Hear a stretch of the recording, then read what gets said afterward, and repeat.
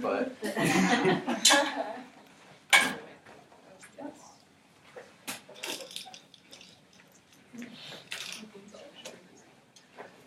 All right. I am ready for you. okay. Well, there are certain things everyone knows you should never talk about. Probably at the top of that list is politics.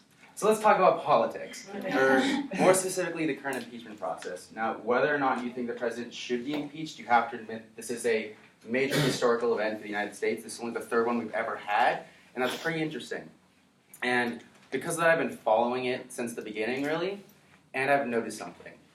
The Democrats are probably not going to win it, and I think they know that, because if you look at history, impeachments tend to backfire. Clinton's is a good example of this.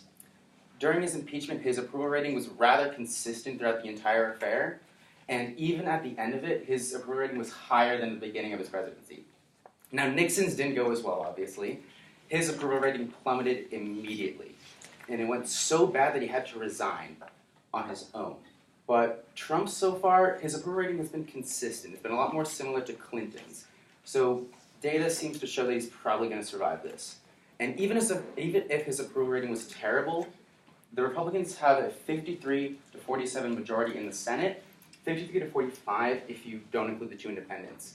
Senate Majority Leader Mitch McConnell even said, I have a quote, that he would not be an independent juror because this has become more of a political process than a judicial one. Now, that's not the best thing to say. It's kind of saying he's going to be partisan despite what happens, but it doesn't really matter because politics are so partisan at the moment that people who would condemn him anyways, people who would support him anyways. People are too afraid to break ranks at this point.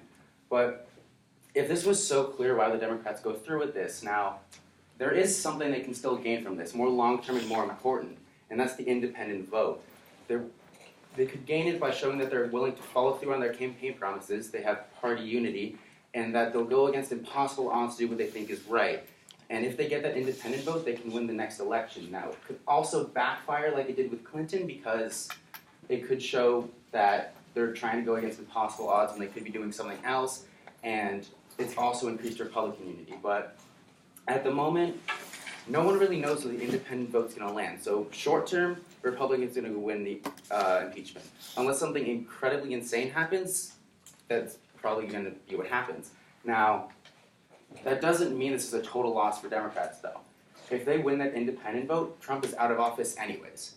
Now, sources change depending on who's in the lead right now, so it's kind of a wait and see to figure out who's going to win that long-term goal.